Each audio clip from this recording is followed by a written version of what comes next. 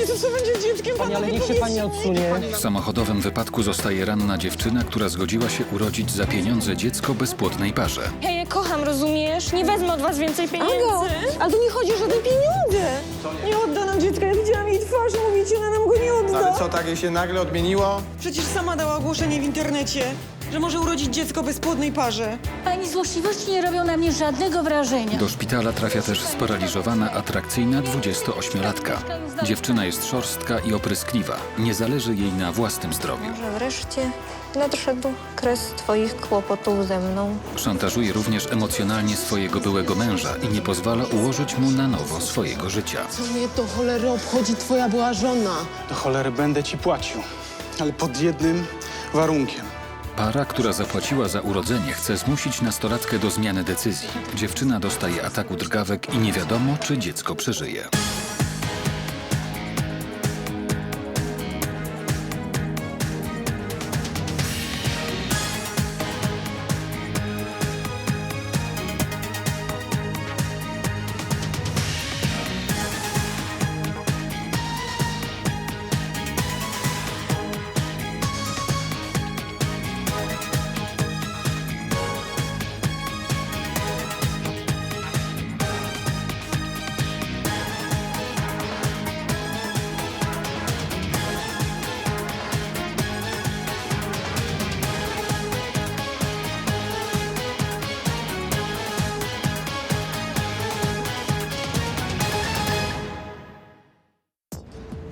Czterdziestoletnia kobieta podczas napadu wściekłości wjeżdża w inny samochód na skrzyżowaniu.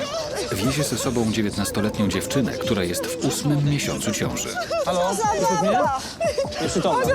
Dobra, stabilizuję. Jezu, proszę cię, ocknij się, kochanie. Uwaga. Nie zawsze się, ocknij się. Okej. Nieprawdopodobne. Pani prowadziła? Do wypadku doszło podczas sprzeczki z nastolatką, która za pieniądze zgodziła się urodzić dla niej i jej męża dziecko. Chwilę przed wypadkiem dziewczyna oświadczyła, że zmieniła zdanie i nie odda teraz dziecka bezpłodnej parze. Proszę odejść na bok, nie przeszkadzać. Dobra. Uwaga. Trzymajcie głowę.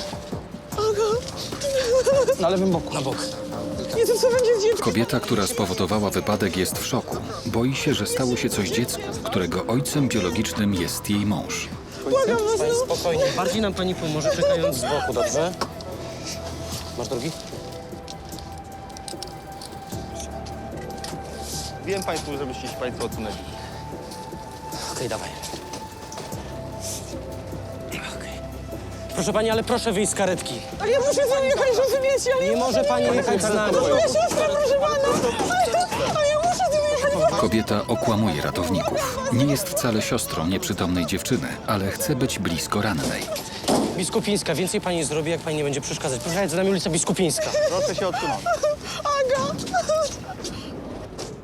W karetce dziewczyna odzyskuje przytomność. Halo, słyszy mnie pani? Co się dzieje? Jest pani w karetce, miała pani wypadek. Weźmiemy panią do szpitala. Spokojnie, niech pani leży wypadek? spokojnie.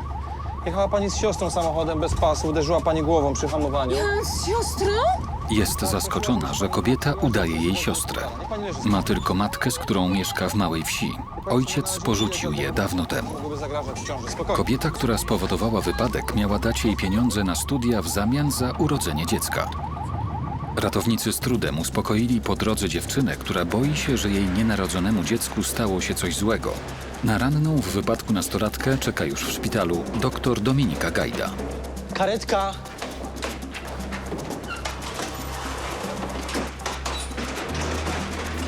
Co mamy? Pacjentka ma ranę ciętą, jakieś 4 cm szerokości. Będzie do szycia, oprócz tego nie ma żadnych obrażeń, skarży się na ból w tej okolicy. Jak się pani nazywa? Agnieszka Barycz. A pamięta pani, co się stało? Pamiętam tylko, jak byłam z ewą w samochodzie. Potem obudziłam się już w karetce, boję się o dziecko, pani doktor. Który to jest tydzień? 35. Nastolatka zaczyna panikować. Jeśli się nie uspokoi, może stracić dziecko.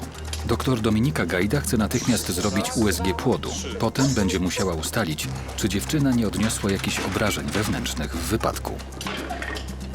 Już się zajmę panią i dzieckiem. Da pani radę się przewrócić na plecy? Pomalutko, ostrożnie. Ja pomogę troszkę. Proszę na mnie spojrzeć, proszę się uspokoić. Jeszcze raz. Ma pani jakieś zawroty głowy? Nie, tylko boli mnie głowa. Dobrze, a czy z ciążą było wszystko w porządku? Tak, wszystko dobrze. Na USG wygląda, że wszystko jest w porządku, ale czy matce i dziecku nic nie zagraża, będziemy wiedzieć dopiero po kolejnych badaniach.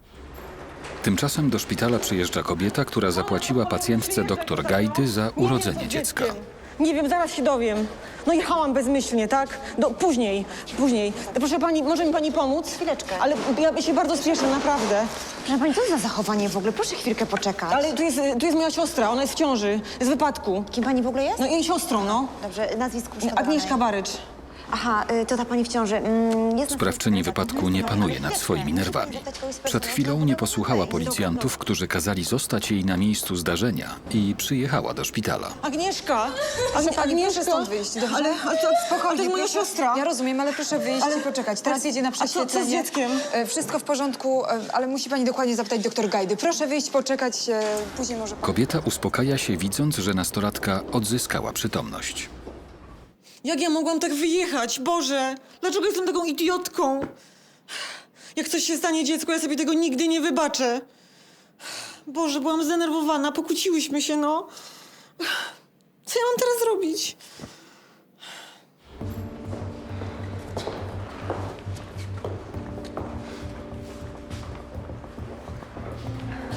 Do szpitala przyjeżdża mąż zdenerwowanej kobiety. O wypadku nic nie wie. Spanikowana żona wyciągnęła go z ważnego spotkania w firmie, a przez telefon nie był w stanie niczego się od niej dowiedzieć. Co się stało? Później ci powiem. No ale w ogóle, gdzie byłyście? Co robiłyście? Nieważne. To jest nieważne. Jak to, co nie jest ważne? Jak to nie jest ważne? Agnieszka, jak ty się czujesz? Już lepiej. Mogę wejść na salę i z nią porozmawiać? W porządku, ale nie za długo, dobrze? Kobieta chce dokończyć rozmowę o dziecku, którą zaczęła zanim z nerwów spowodowała wypadek. Aga, pamiętaj, że jesteśmy siostrami. Pamiętaj. Jesteśmy siostrami, słyszysz? Wiem, w karetce mi powiedzieli, co mówiłaś. A nie zaprzeczyłaś? Nie. Słuchaj, badał cię ginekolog. Tak. No i co z dzieckiem? Wszystko dobrze? Tak. Aga, słuchaj, ja cię strasznie przepraszam, no. Popsuły mi nerwy, słyszysz? Aga, Zostaw mnie. ja się zdenerwowałam, bo ty mówiłaś takie bzdury, no. Aga, słyszysz? Słuchaj, Ewa, to był chyba błąd. Aga, co ty gadasz? Aga, co ty gadasz? Aga, nie możesz tego zrobić. Wiesz, że to jest najgłupsze, co mogłabyś zrobić, słyszysz? Ja nie powiem Konradowi, tylko błagam cię, przestań. Uspokój się. Słyszysz? Pani, proszę stąd wyjść, będziemy wieźć pacjentkę na szycie teraz. Będę na korytarzu. No i co się śmiejesz, gówniarzu, no? To jakaś dziwna sytuacja. Dziewczyna po rozmowie z siostrą jest bardziej zdenerwowana i nie ma z nią kontaktu. Nie jest pani słabo? Doktor Dominika jest zaniepokojona milczeniem pacjentki. Nie wie, że dziewczynę nosi w sobie dziecko męża kobiety, która podaje się za jej siostrę. Do zapłodnienia doszło przy pomocy strzykawki z jego nasieniem. Spokojnie, dobrze? Proszę mi dać rękę. Proszę mi dać rękę. Tymczasem kobieta, która spowodowała wypadek, wraca do męża, który czeka na nią w barku. Jest zadowolona, że nastolatka nie opowiedziała lekarce, czyje dziecko nosi w swoim łonie. Jestem. No i co? No nic. Co Czekamy. znaczy nic? Badał ją lekarz, wszystko z dzieckiem dobrze. No ale może pomożemy jej jakoś finansowo. No ale co jej pomożemy finansowo? No wie, że tu jesteśmy, no. No ale czekaj, poczekaj, że chwilę. A może zaproponujemy jakieś leczenie u prywatnego lekarza? Daj spokój z tym prywatnym lekarzem, proszę cię już. Przestałabyś tak chodzić w kółko, co? Pomyśl, że kobieto, coś. Co ci się stało w głowę? Nic. Jak to nic? Zdenerwowałam się, no. A co ty w tym aucie wyrabiałaś? Nic, jechałyśmy. Jechałam bezmyślnie. Jak zwykle zresztą. Jak No zwykle. i proszę cię, już przestań. Jasne. No i co teraz zrobimy? Nic, czekamy. Idę sobie zrobić kawę. Tymczasem do szpitala przyjeżdża sparaliżowana 28-latka. Pomaga jej sąsiadka z bloku, która znalazła ją rano nieprzytomną na podłodze w mieszkaniu. Pani złośliwości nie robią na mnie żadnego wrażenia. Musi panią zbadać lekarz. Ja nie chcę kiedyś w pani mieszkaniu znaleźć pani zwłok. Rozumie to pani? Niech pani pomyśli, jak taka wiadomość ucieszyłaby naszych sąsiadów. Nie mówiąc już o mojej siostrze i eks-małżonku. Niech pani nie grzeszy. Pani to robi specjalnie. Pani chce, żeby panią ludzie znienawidzili. Pani boi się litości, Niech co? pani już idzie i zostawi mnie w spokoju. Dziewczyna rok temu wpadła pod samochód. Jest rozwiedziona i nie ma kto się nią opiekować. Proszę panią, ta młoda pani na wózku to moja sąsiadka. Znalazłam ją dzisiaj w jej mieszkaniu na podłodze. Przyznała się, że zemdlała. No faktycznie źle wygląda i na dodatek nie chciała przyjechać do szpitala. 60-letnia kobieta jest jedyną osobą, która pomaga sparaliżowanej dziewczynie. Robi to z własnej woli, nie zważając na złośliwości dziewczyny. Mam prośbę, proszę jej pomóc, bo ja muszę pilnie wracać do pracy. Oczywiście, wszystkim się zajmiemy. Proszę Dziękuję bardzo. Słyszała pani? Proszę to wypełnić i zaczekać. Niech pani już idzie. No dobrze, do widzenia. Do widzenia. Do widzenia. Ona nie była kiedyś taka. No, rok temu wpadła pod samochód akurat jak wracała ze swojej sprawy rozwodowej. Bardzo mi jest jej żal. Młoda, samotna, na wózku inwalidzkim i na dodatek jeszcze się rozchorowała. Nie ma nikogo bliskiego, kto mógłby jej pomóc. Dziewczyna jest pełna złości na to, co ją Mogłaby spotkało. pani łaskawie podać mi długopis? Jedyna siostra dziewczyny mieszka w Kanadzie, a rodzice nie żyją. Z mężem rozstała się z powodu niezgodności charakterów. Sama nalegała na rozwód, a teraz zadręcza byłego męża, uważając, że nadal jest za nią odpowiedzialny. Sparaliżowana dziewczyna wyładowuje złość na innych pacjentach i personelu szpitala. Być może wreszcie nadszedł kres twoich kłopotów ze mną. Szantażuje emocjonalnie byłego męża. Nie zdaje sobie jednak sprawy, że grozi jej sepsa i amputacja kończyny. Ale proszę się uspokoić, albo wyproszę panią od siostry. Ona nie jest moją siostrą! Powoli wychodzi na jaw tajemnica związana z ojcem dziecka, które ma urodzić pacjentka dr Gajdy. Chcesz się wyrwać z biedy do cholery, prawda? Pani doktor, mamy krew. Cholera jasna. Dobra, ja jej zrobię USG w tomografię. Narastający konflikt z fałszywą siostrą doprowadza nastolatkę do groźnego ataku. To jest moja była żona, no muszę. Do szpitala przyjeżdża też były mąż sparaliżowanej dziewczyny z nową narzeczoną. Do szpitala trafia ranna w wypadku nastolatka w ciąży. Zgodziła się urodzić za pieniądze dziecko bezpłodnej parze, ale zmienia zdanie. Zdesperowana kobieta podaje się za jej siostrę i próbuje namówić ją na zmianę decyzji. Gdzie byłyście? Co robiłyście? Nieważne. To jest nieważne. Jak to, co nie jest ważne? Jak to nie jest ważne? Agnieszka, Agnieszka, jak ty się czujesz? Jesteśmy siostrami, słyszysz? Wiem, w karetce mi powiedzieli, co mówiła. A nie zaprzeczyłaś? Nie. Słuchaj, badał cię ginekolog. Tak. Pani złośliwości nie robią na mnie żadnego wrażenia. W szpitalu pojawia się też sparaliżowana 28-letnia kobieta, którą siłą przywiozła sąsiadka. Dziewczyna jest opryskliwa. Nie może pogodzić się z tym, że od roku musi poruszać się na wózku. Sparaliżowana dziewczyna wciąż czeka na przyjęcie przez lekarza. Jest blada, ma dreszcze i widać, że gorączkuje. Jej stanem zaniepokoił się czekający w izbie przyjęć mężczyzna. Źle się pani czuje? Nie, Zabrać kogoś? nie, to pewnie od gorączki. Ciężko mi się oddycha. Te nerwy. Rzadko wychodzę. Pomogę. Niech pan mnie zostawi. Co pan sobie myśli? Pani Joanna Sobieszak. Tutaj. To ta pani. To pani, tak? Czy ktoś z panią przyjechał? Nie, ale radzę sobie sama. No dobrze. Proszę. Dziękuję bardzo. Pacjentkę przyjmuje dr Robert Szewczyk. Dobry, wezmę kartę. Poradzę sobie. Dobrze. Choć jej stan się pogarsza z minuty na minutę, pacjentka to lekceważy. Proszę jeszcze. Proszę dać kurtkę. Dziewczyna nie rozstaje się ani na chwilę z telefonem, z którego wysyła SMS-y do byłego męża, próbując wywołać w nim poczucie winy. Pozwoli pani, że ja to ocenię. Co się dzieje? Gdzie panią boli? Od kilku dni mam gorączkę. Dać rękę. Jaka wysoka jest temperatura? Tak między 38 a 39. No to wysoka, jakiś kaszle pani, tak? Kaszle od kilku dni. Często mi duszno, trzęsą mi się ręce. I rano chyba zemdlałam w łazience. Chyba? Nie pamiętam. Ocknęłam się na podłodze. Leczy się pani na coś przewlekle? Na wózek inwalidzki. Proszę nie żartować w ten sposób, dobrze? Temperatura 39,5. Oprócz tego, że jestem sparaliżowana od pasa w dół, to nie leczę się przewlekle na nic. Proszę mi pomóc. Tak? Proszę odchylić troszeczkę. Z powodu wstydu pacjentka doktora Szewczyka nie przyznała mu się, że kilka dni wcześniej głęboko zraniła się pod prysznicem w stopę. Słyszała pani, temperatura powyżej 39, węzły chłonne powiększone, ciśnienie podwyższone. Osłuchowo też nie jest najlepiej. Podejrzewam zapalenie płuc. Co pani ma na myśli? No i dobrze? Nic ważnego. Dobrze, proszę pobrać krew do badania. Podajemy także leki przeciwzapalne, przeciwgorączkowe i antybiotyki. Dobrze, Ela, Tak. Rentgen jest wolny? No widziałam, tam jednego pacjenta czekał. Dobrze, jak się zwolni, to proszę zawieźć panią na prześwietlenie płuc, dobrze? Dobrze, oczywiście. Sparaliżowana dziewczyna postanawia po raz kolejny już dziś dręczyć SMS-ami swojego byłego męża. Mój drogi, być może wreszcie nadszedł kres twoich kłopotów ze mną.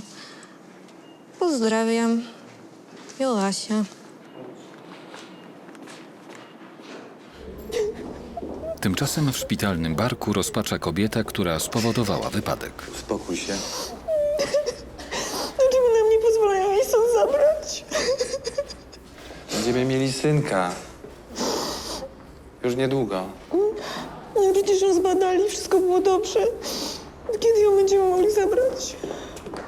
Posłuchaj, Przepraszam, pani siostra chciałaby z panią rozmawiać. Zapraszam. słuchaj. Po prostu normalnie muszę ją obserwować. Kobieta spieszy się, bo ma nadzieję, że nastolatka zmieniła zdanie i odda im dziecko. Proszę.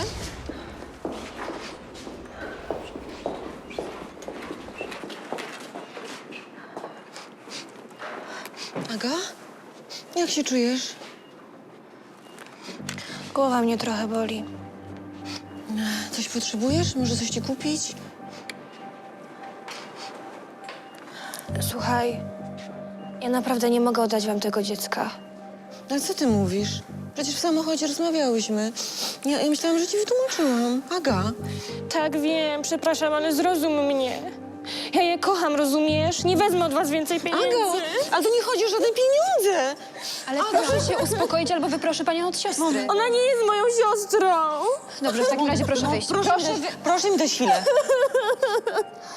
Aga, posłuchaj. Przecież chcesz iść na studia, prawda? Chcesz się wyrwać z biedy do cholery, prawda? No nie możesz nam tego zrobić, rozumiesz? No nie możesz, no! Nie, proszę wyjść. Proszę wyjść natychmiast, opuścić salę. Aga, słyszysz? Wszystko w porządku? Nie, nic nie jest w porządku. Proszę mi powiedzieć, co się dzieje. Oni chcą mi zabrać dziecko, wiem, ja im to obiecałam, ale nie mogę tego zrobić.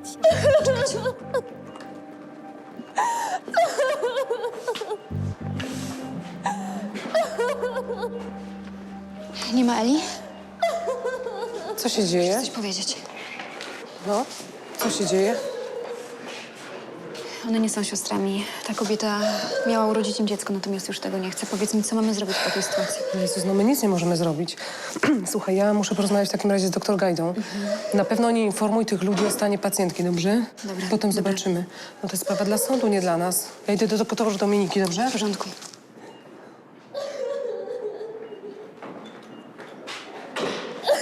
Proszę się uspokoić. Powiedziała, że nie odda nam dziecka. Co się stało? Nie wiem, no. Co nie Nie wiem? odda nam dziecka. Ja widziałam jej twarz, mówić, ona nam go nie odda. Ale co, tak jej się nagle odmieniło? Nie. Już miała wątpliwości wcześniej. Mówiła mi o tym w samochodzie. I dlatego spowodowałam ten cholerny wypadek. Ale czemu ty mi tego wcześniej nie powiedziałaś? Bo chciałam z nim sama porozmawiać, jak kobieta z kobietą. Ja myślałam, że jej wytłumaczę, no. Przecież sama dała ogłoszenie w internecie, że może urodzić dziecko bezpłodnej parze. Przysięgała, że wie, co robi. Więc zadzwoniliśmy, no. A teraz się wycofuje? Jak ona tak może nam to zrobić? Pielęgniarka oddziałowa opowiedziała już dr Dominice Gajdzie, że 40-letnia kobieta kłamała i nie jest siostrą dziewczyny w ciąży i że pacjentka chciała sprzedać tej parze dziecko po urodzeniu. Wszystko w porządku? Tak. Ja o wszystkim wiem. To jest moja prywatna sprawa, moje życie. Niech się pani nie wtrąca. Ale proszę mnie zrozumieć, ja się nie chcę wtrącać, tylko chcę się dowiedzieć, czy nie trzeba pani pomóc. Nie trzeba. Ale co pani robi? Idę ubikacji. Dobrze, pani Basiu, proszę przywieźć wózek i zawieźć panią do toalety. Dobrze, już. Ja pani pomogę, spokojnie. Doktor Dominika Gajda boi się, że dziewczyna jest tak bardzo wzburzona, że może to być groźne dla jej nienarodzonego dziecka.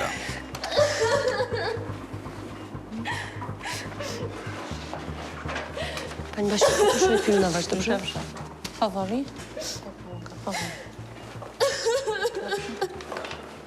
Przecież ja mam prawa do tego dziecka, prawda? Ja jestem biologicznym ojcem No tak, tego ale synka. sądy zawsze zostawiają matkom ich dzieci. Sądy. Przepraszam. Wiem, że robię im krzywdę. Mają prawo mnie znienawidzić, ale ja nie mogę. Nie oddam im dziecka.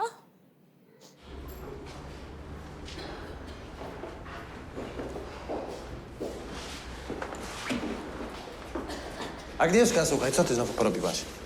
Powiedz mi, czemu ci się znowu odmieniło? Nic mi się nie odmieniło, myślę o tym od tygodni. Ale o czym myślisz? Myśl racjonalnie chociaż raz, chociaż przez moment pomyśl racjonalnie. Nie oddam wam Zastanów dziecka. się jeszcze, błagam cię, zastanów się jeszcze, no! Czekaj moment! Zdenerwowana kłótniami nastolatka niespodziewanie dostaje ataku drgawek. Doktorze, pomocy! Co się dzieje? Ela, ona ma drgawki, szybko klonazę pan. Lekarz! Chcę powiedzieć, czy ona ma padaczkę? Nie. Dobrze, to proszę wyjść, proszę wyjść. Proszę wyjść. Raz, dwa, trzy. Dobra, wózek. Odjedź. Dobra, wiesz, chcecie trzymać mi rękę? Tu ma węflon? Doktor Dominika Gajda musi uspokoić atak, żeby dziewczyna nie poroniła. Dobra. Pielęgniarka oddziałowa podaje środek przeciwdrgawkowy. Dobra, Ela, jeszcze jeden. Dobra. Ale szybko! No, staram się. Już. Dajcie mi. Saturacja spada. Ile? Teraz jest 75. Dobra, worek do ambu, poproszę. Dziewczyna przestaje oddychać. Będę ją intubować bez dodatkowych leków. 3, 4.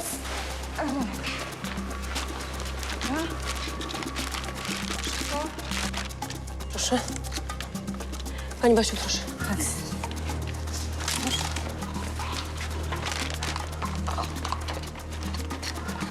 Dobra, jest, okej.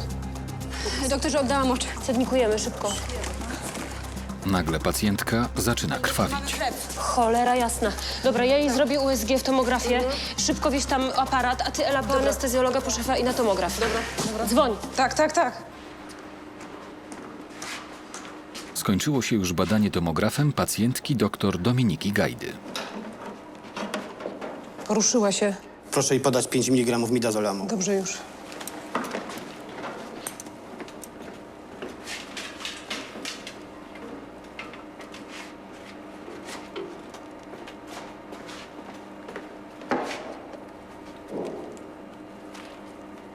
Łożysko jest odklejone.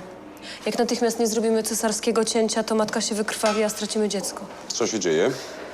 Szefie, jest krwiak nadtwardówkowy po stronie urazu, dodatkowo odklejone łożysko. Co robimy?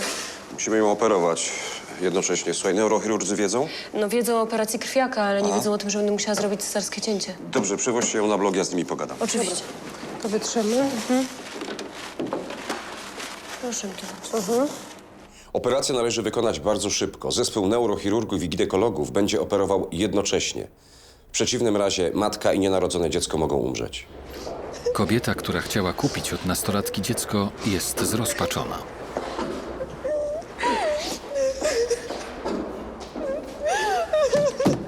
Konrad, to wszystko przez moją bezmyślność. Jak ja mogłam tak zrobić? Jak ja mogłam tak wyjechać?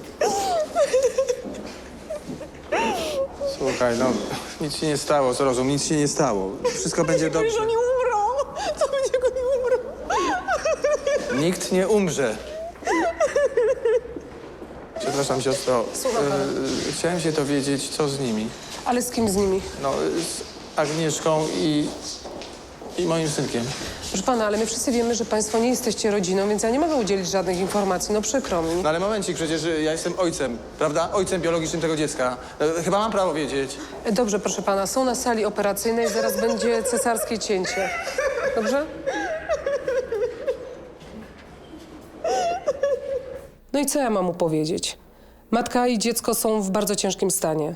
Nie wiadomo, czy uratują im życie. No ale skoro jest biologicznym ojcem, no to powinien wiedzieć. Bez względu na to, co potem postanowi matka dziecka. Jeśli w ogóle ich uratują. Spokojnie, już za chwilkę coś zaradzimy. Sparaliżowana dziewczyna ma za sobą większość zleconych badań. Dr Robert Szewczyk zlecił położenie pacjentki na sali segregacji. Nie lubię, jak ktoś mnie rusza. Wolałabym wrócić do domu. Jasne, ale my pani tylko pomożemy. No ale jak pani chce wrócić do domu? Przecież jak pani wróci teraz? Jak zawsze. Ale ja nie myślę o wózku, tylko o zapaleniu płuc. Proszę dać się wyleczyć i wtedy pani wróci do domu. Niech pani się nade mną tak nie rozczula, bo aż mdli mnie od tego. Pani co, wypraszam sobie. Ela, poczekaj. Nie No, denerwuj. no to naprawdę było niemiłe. Pomożesz mi? Tak, Trzeba jasne. rozebrać pacjentkę. Zbadam panią. Panie doktorze, Co się dzieje? coś tutaj mamy. Proszę pokazać. Okazuje się, że na stopie jest głęboka, sącząca się i cuchnąca rana. Co się pani w stopę stało? Nic. Pod prysznicem rozbiłam kubek z rumiankiem. Nie czuję bólu. No ale to jest duża rana. Nic pani z tym nie zrobiła? Myślałam, że się zagoi. I po raz pierwszy skaleczyłam się w nogę. Musimy rozciąć. Tak, nożyczki. Proszę pani, no to jest ostry stan zapalny. Proszę rozciąć. O, dziękuję.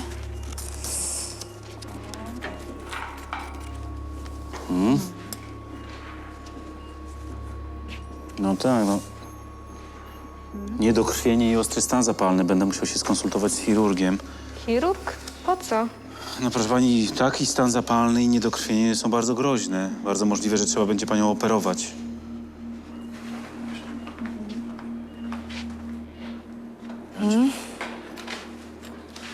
Jeszcze tu sprawdzimy. Ale jak się... Wydaje mi się, że pacjentka nie zdaje sobie sprawy z powagi sytuacji. Stan zapalny oraz tak duże niedokrwienie mogą doprowadzić nawet do amputacji kończyny. Chwilę później pielęgniarka oddziałowa decyduje się porozmawiać z uciążliwą pacjentką. Chce się pani pić? Nie, dziękuję. Za chwilkę będę szła do rejestracji, mogę przynieść wodę. Przy wysokiej temperaturze jest duże pragnienie. Pani Jasiu, dobrze byłoby, jakby zadzwoniła pani do kogoś. No wie pani, bliscy powinni wiedzieć, że pani leży w szpitalu. No ktoś musi pani pomóc, tak? Nikt nie musi.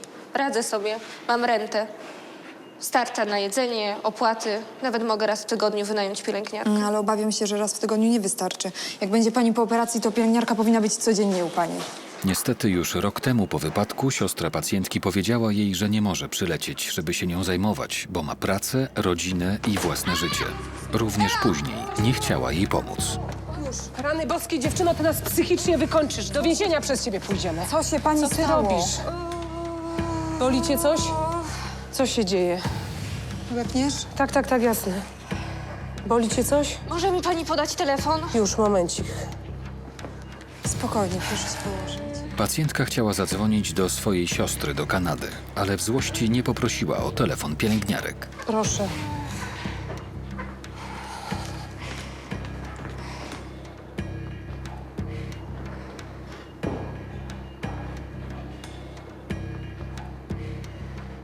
Cześć, Marta. Bo jestem w szpitalu. Nie wiem, chyba mam jakieś zakażenie w nodze. Nie, właściwie to już nic ważnego. Wracaj do łóżka.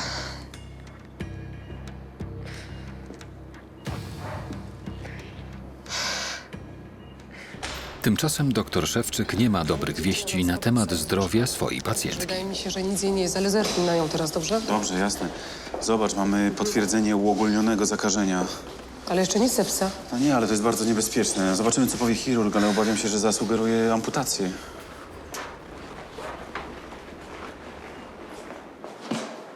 Proszę pani, podobno pani spadła. Jak się pani czuje? Wszystko boli panią coś? Wszystko w porządku? W porządku. I co? No, oprócz zapalenia płuc ma pani uogólnione zakażenie. Prawdopodobnie przyczyną jest stan zapalny nogi, podudzia, stopy. Co teraz? Musimy poczekać na chirurga, zobaczymy, co powie po obejrzeniu nogi. Podamy pani teraz dodatkowe leki. Dr Robert Szewczyk nie wspomniał nic o amputacji nogi, bo nie chce bardziej denerwować pacjentki, zanim nie pozna zdania chirurga. Dzwoniła pani do siostry? Tak. I co? Nic. Proszę pani, jeśli pani nikt nie pomoże, to może skończyć się domem opieki społecznej. To lepiej mnie uśpijcie od razu. Ja wiem, że pani miała męża. Powinna pani mieć alimenty. Wystarczyłyby na pomoc. Ja rozumiem, że to jest trudne, ale proszę się nad tym zastanowić. Pani teraz wymaga opieki.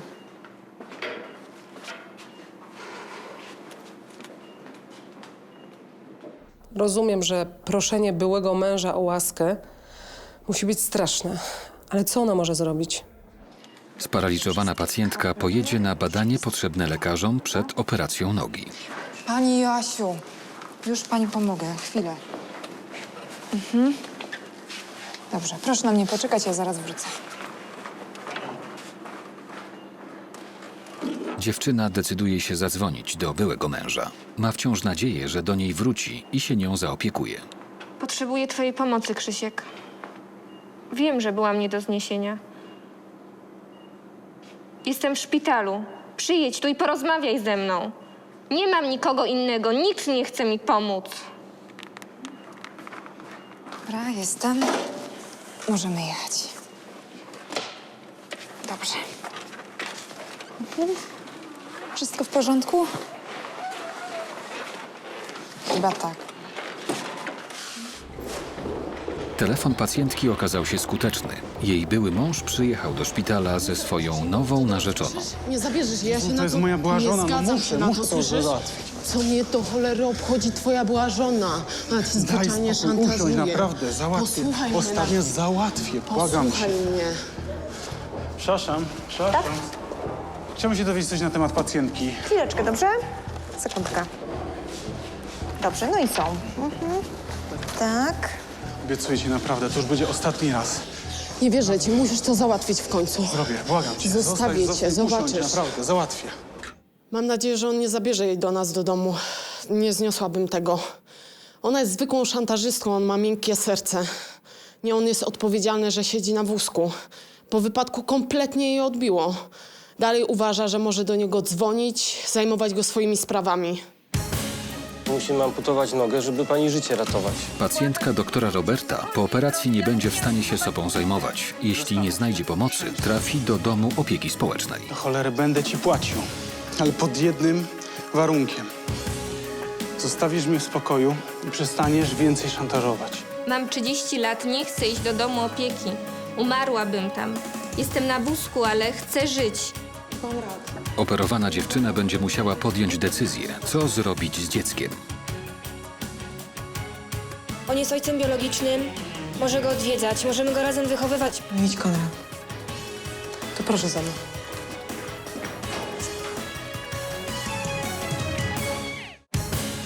Bezpłodna para płaci nastolatce z ogłoszenia za urodzenie dziecka.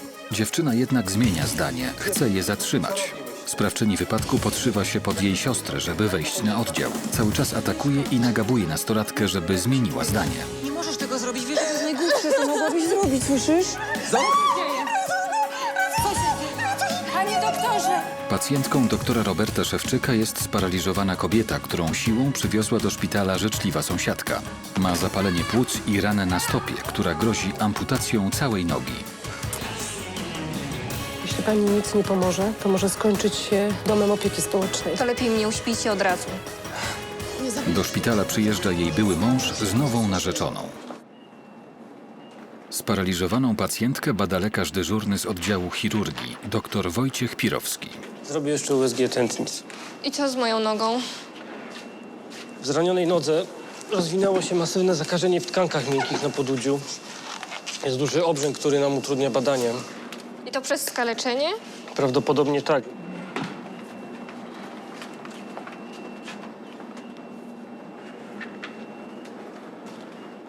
Będziemy musieli operować. Musi być operacja? Tak, nie czuję tętna pod kolanem i na stopie. No, czyli ostre niedokrwienie, tak? Tak, będziemy musieli panią operować i to jeszcze dzisiaj. Nie mam mowy. Ale proszę pani, to jest poważna sytuacja. Może pani stracić życie, naprawdę.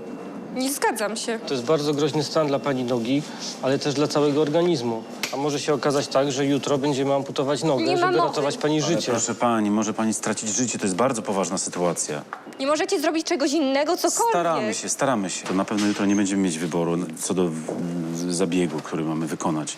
Naprawdę, może pani stracić nogę. Spróbujemy. Proszę pani, teraz pani pielęgniarka przewiezie panią na oddział chirurgiczny i tam jak najszybciej się da operujemy panią. Tak? Spróbujcie cokolwiek, ale nie amputować mi nogę. Dobra. Dzięki, EKG, coś rentgen jeszcze? klatki piersiowej i widzimy się z panią na oddziale. Dobrze, dziękuję. Na salę segregacji wchodzi zdenerwowany były mąż pacjentki. Swoimi szantażami dziewczyna dała mu w kość. No to jeszcze daj panu minutkę. Słucham, co się stało? Będę mieć operację. Poważną, nieważne jaką. Wiesz, ale nie wezmę cię do siebie. Ale ja ma nie szans. chcę iść do was. Potrzebuję tylko pieniędzy. Pieniędzy? Ile? Jeszcze nie wiem. Powiem ci.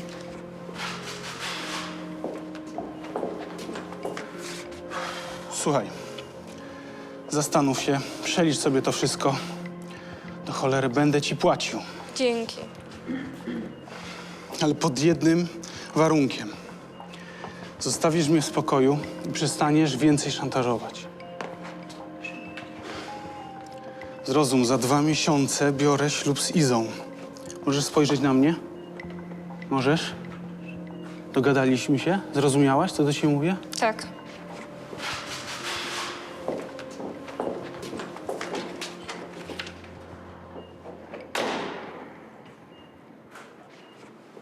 Wiem, że Iza będzie zła. Nie wiem, popytam się, ile kosztuje taka pomoc.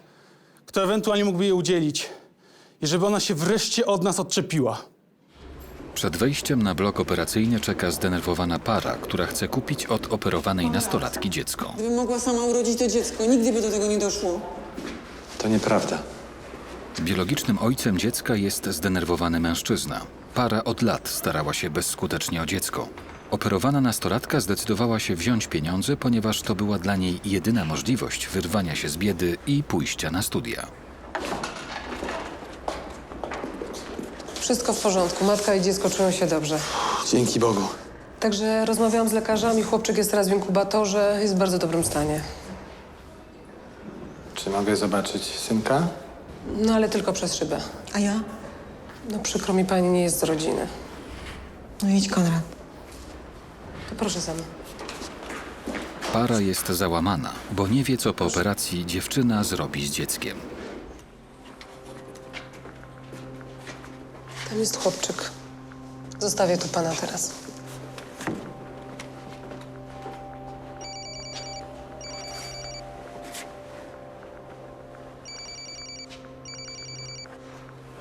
Halo? Ewa? Cudownie.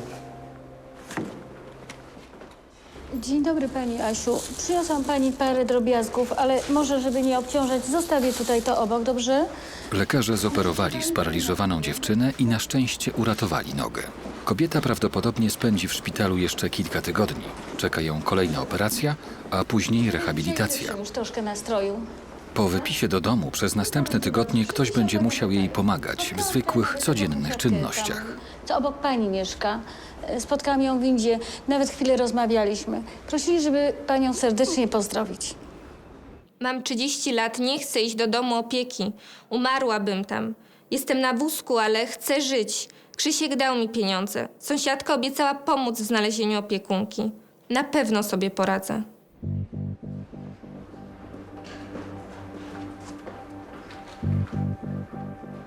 Agnieszka Barycz zostanie jeszcze przez około tydzień w szpitalu. Chociaż chłopczyk jest wcześniakiem, lekarze nie stwierdzili żadnych poważnych powikłań. Nie oddam im dziecka. Ono jest moje. On jest ojcem biologicznym. Może go odwiedzać, możemy go razem wychowywać, ale nigdy nie będzie jego. Nigdy bym sobie tego nie darowała, gdybym mu go oddała. Cześć, Łajzo. Do szpitala trafia 16-latka, która nielegalnie usunęła ciążę. Coś ty zrobił mojej córce. Wiem wszystko. Ale co wiesz? Że jesteś w ciąży. Nie, ty kłamiesz. Przepraszam bardzo, bo ja babci szukam. Gdzie jest moja babcia? Proszę w rejestracji pytać. Odsyłają mnie teraz, nie w tym momencie, do państwa. Na oddziale jest głodna i zmarznięta starsza pacjentka.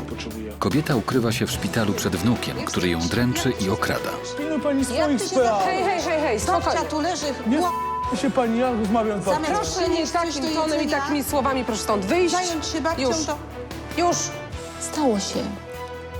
teraz najważniejsze jest, żebyście oboje byli zdrowi. Rodzice nastolatki są przekonani, że córka jest w ciąży. Dziewczyna musi wyznać bolesną prawdę. Artur, ja dla ciebie usunęłam tę ciążę. Nie, kochanie, zróbź to dla siebie.